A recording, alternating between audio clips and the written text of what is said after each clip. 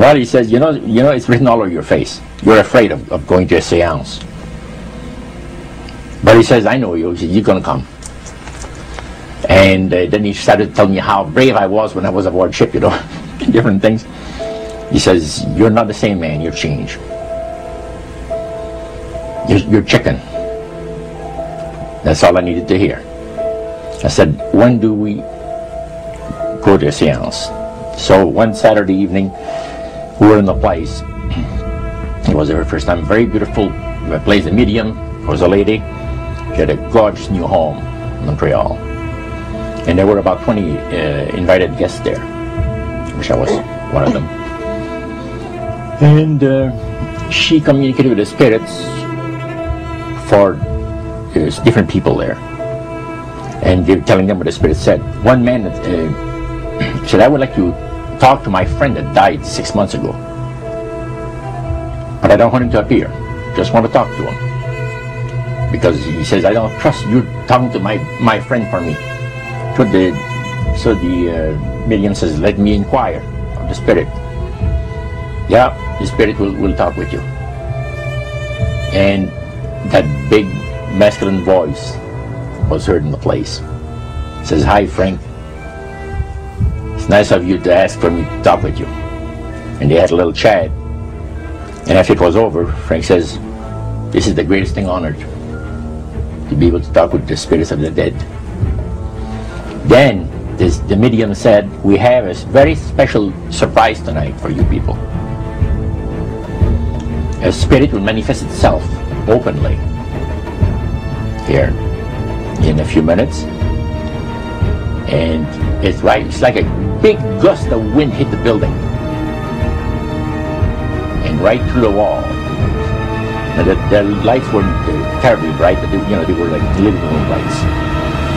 A couple of floor lamps and maybe some of these. And that translucent being seemed to come right out of the wall. How did you feel right at that moment? It's almost like my heart stopped a little bit. You know, very weird feeling. So it was a lady in a beautiful evening gown, swirling. And she said to Mary, my dear sister, you are so wonderful to have asked for me. And Mary fainted and fell right off her chair on the floor. And a couple of guys jumped up and picked her up, and it's very gone. And that was the beginning of it. That's how you got into it. Yeah, that's the way I got into it. After a while, you see, there's something interesting about the human mind. You can adjust an awful lot of stuff. You can adjust to a lot of things that would terrify you to begin with. After a while, they become common and ordinary. So you mean contact with the supernatural can become commonplace and ordinary and doesn't bother anybody? Yeah. In other words, the more that you do it, you're not uncomfortable. That's right. It's just not an uneasy feeling. Yeah. So how did you feel about it? Then I got into a secret society that worshipped the spirits, you see. Well, how is that different from the seance, Roger? It happens that the seance are not involving in many ways. But when you get into a secret society of spirit worshippers, then, and especially when you're invited there by the direction of the higher-ups in the spirit world, you never get out of there alive. And this is exactly what my friend and I were up against. We didn't know anything about. And there was a very, very popular big band leader. Jazz musician? Band, yeah, very famous. And one night we went to one of these seances, and he was with his wife. So Roger, you're at this restaurant. What happened? We sat there, and we had our favorite alcoholic beverages, you know. And as we talked,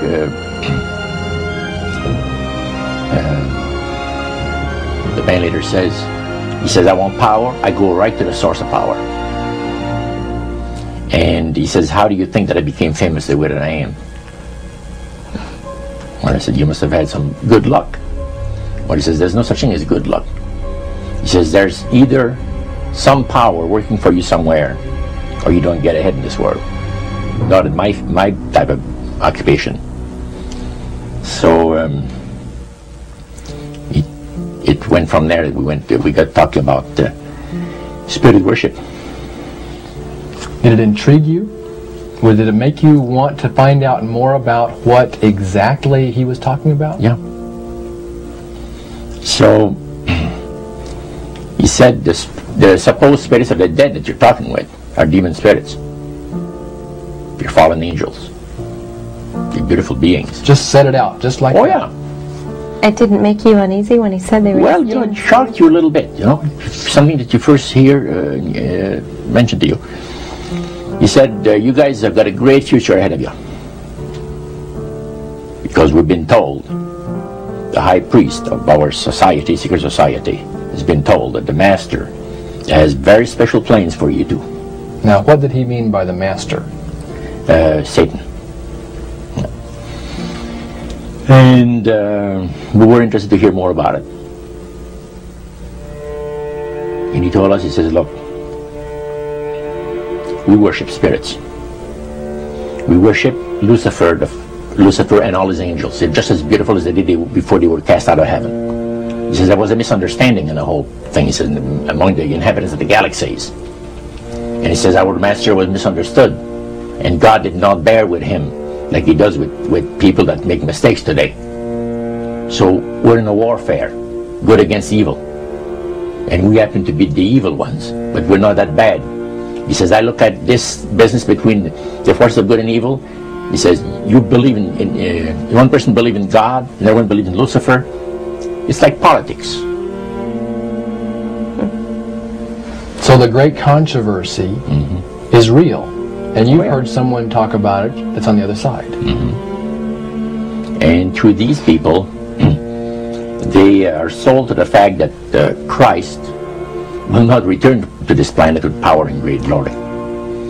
He's going to abdicate all claims to the planet, because the high priest once said that Christ will abdicate all claims to the planet because he knows that it is lawfully and rightfully Satan's. And at that time he says, so the priest says, well now, he says, for those of you that are new, let me tell you that this is the most feasible way, he says, to please the spirits is to deride Christ and his people, you know, and his church and all that. So they sing out of Christian hymnals. They didn't sing Christian words to the hymns, however. Well, they changed a lot of them. Yeah, and not for the good. It's a form of blasphemy. Yeah. Such as you see today in the rock music world. You see the entertainers, they have these crosses. The ladies got earrings, crosses. The guys got crosses. This is a form of blasphemy, a form of deriding Christ. You see. Spirits cause the people to do that, to find pleasure in wearing this type of emblem, which is the cross is the emblem of the crucifixion of Christ to the Christians. Better to reign in hell than serve in heaven, is that it? Why not? I'm here on the ground with my nose in it since the whole thing began. I've nurtured every sensation man has been inspired to have. I cared about what he wanted, and I never judged him. Why? Because I never rejected him. In spite of all his imperfections, I'm a fan of man. I'm a humanist. Maybe the last humanist. Who, in their right mind, Kevin, could possibly deny the 20th century was entirely mine?